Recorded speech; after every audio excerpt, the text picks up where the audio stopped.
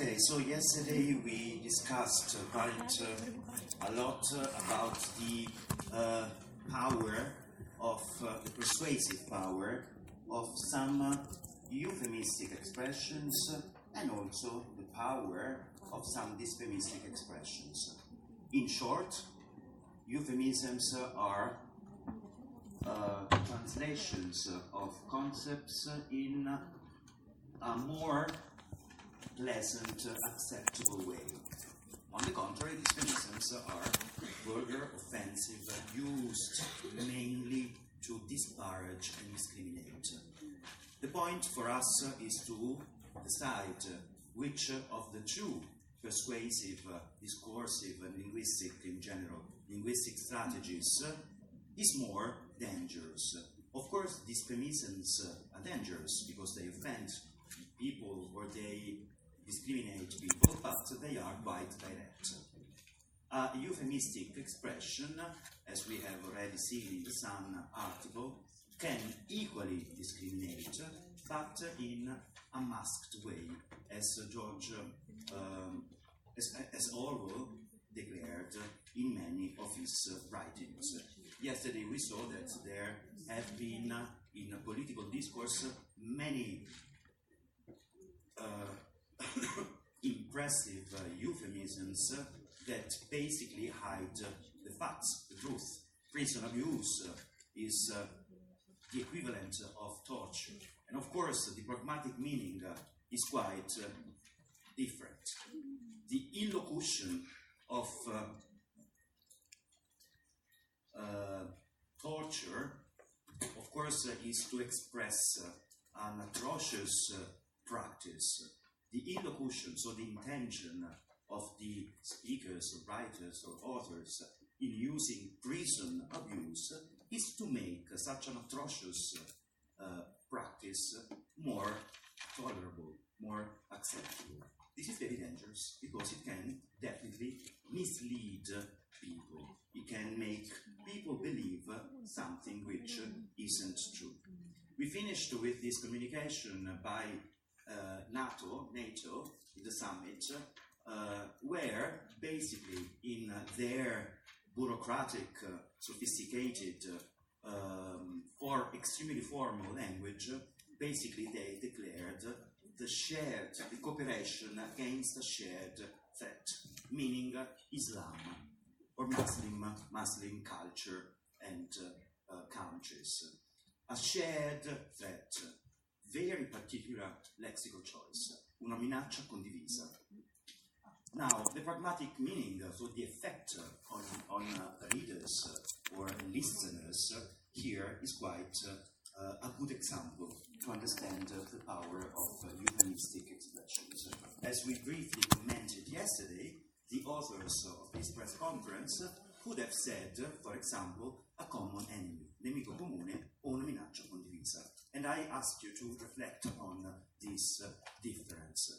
That common enemy as one different option, of course many options in the vertical axis of language can be found, would have been too plain, maybe too simple, although shared threat is also uncomplicated, easy to be understood.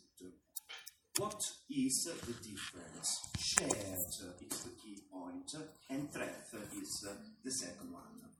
Both expressions are simple and short, easy to memorize, easy to produce an effect on listeners. But if we take the connotation of each meaning, as you read, things get very different. Because common means ordinary or simple. When an English-speaking person, American, British, Afro-American, whatever, hears the word common, he or she refers the meaning, the denotative meaning, to something else, which is something very ordinary, common, that is also shared, of course, something that is also simple at the same time. Common people are also simple people. And of course, it could be pejorative or neutral as an expression. But if the enemy or threat is simple, why should there be much effort made to deal with it? So, simple and shared is quite different. Shared doesn't have that simplicity in its meaning. Why? For many reasons. Shared is something that is common to everybody. Something that, for example, can bring to mind associations such as shared joys or shared sorrows. The famous to be on the same boat, essere sulla stessa barca. Something that is lived together with other people. So a common thing or a common situation is not really shared. It's just ordinary. If we share something, it means that we really have to be together, which normally is something nice, something positive, to be together, to collaborate or cooperate. But in this sense, is used to reinforce the divide, the distinction, the separation between them and Islamic people. There is a family atmosphere and threat. What is the difference? Again, very similar to terror and terrorism that we have discussed yesterday. What is the difference between, say, threat, minaccia, and enemy, which was part of their rhetorics until that moment in 2010? What is the difference between enemy, for example, nemico, and threat, minaccia, condivisa? What is missing in threat? Enemy and threat. What did the authors, because it was definitely more than one, writing together this press conference, what did they delete? What did they decide to delete, to cancel from the message? Enemy and threat.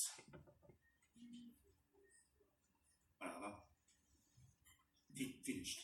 And threat? Okay, enemy definitely refers to a person. And threat is definitely more abstract. And of course, so they deleted the human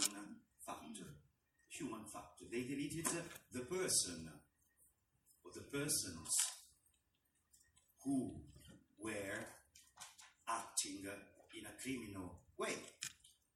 And of course, enemy is something much more direct. And if you don't feel that all Islamic people are your enemies, you may argue back, saying, well, I wouldn't call that enemy.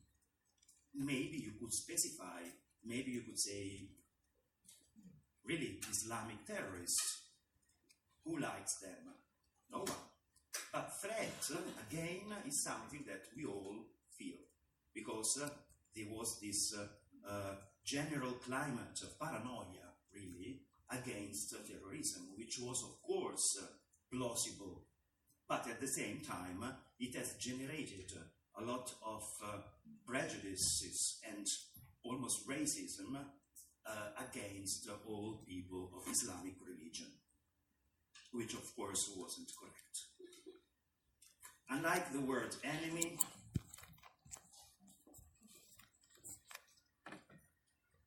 though meaning danger, threat, unlike the word enemy, scusate, c'è la virgola sbagliata, chiedo scusa, virgola, it, though meaning danger, it, threat, excludes the human factor. In general, the usage of two tactics are visible here.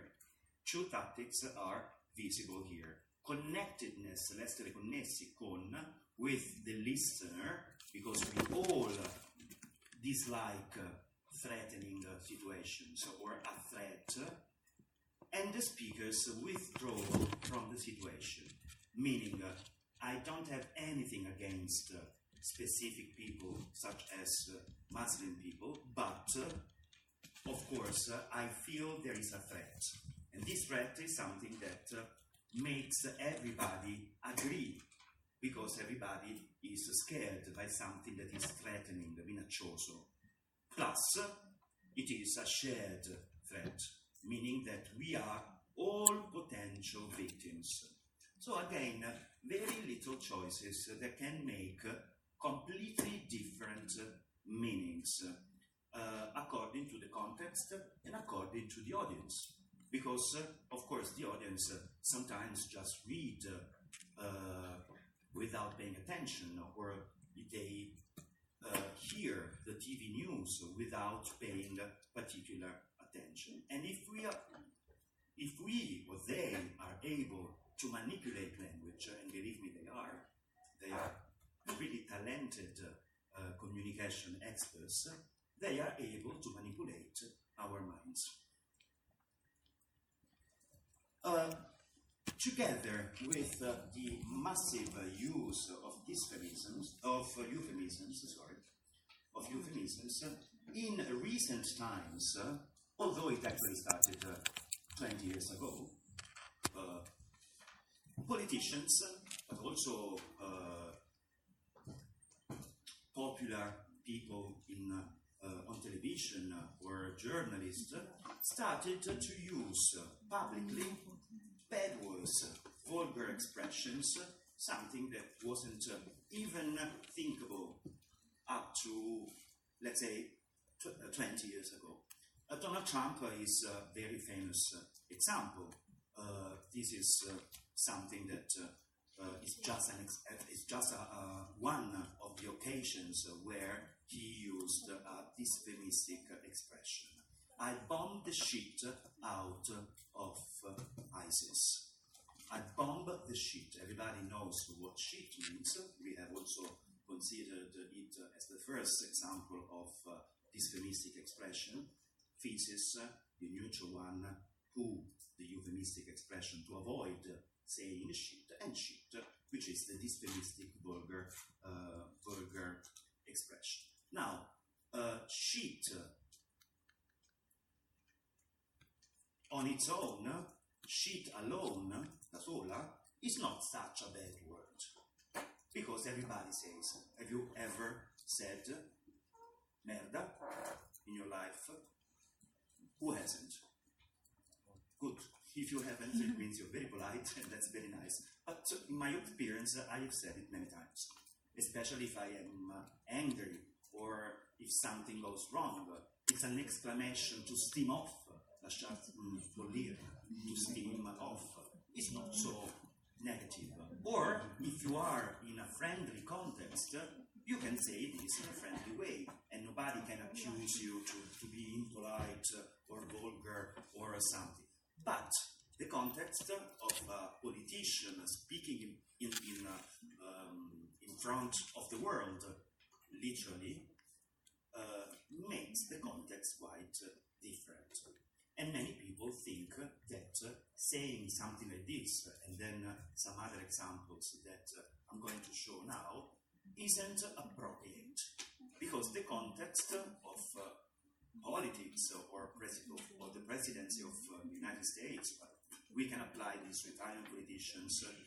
Who is the most famous Italian politician who normally uses or has used a lot of these euphemistic expressions? Famously, Umberto Bossi, and try to be Sgarbi, okay, not really a politician, but also involved in politics, and especially Beppe Grillo, who invented what? A major political action. Do you remember? That's quite some years ago. The V-Day. Do you remember the V-Day? Vaffanculo Day. That's the word. So that's not. I couldn't be ashamed of using it if a major politician definitely uses it in front of Italy or the world. So the trend has changed. So what can we make out of this apparent contrast? On the one hand, as Orwell suggested quite a long time ago, politicians or persuasive language convinces us about something negative by softening the expressions, by making language more comfortable, more correct, And then on the other hand,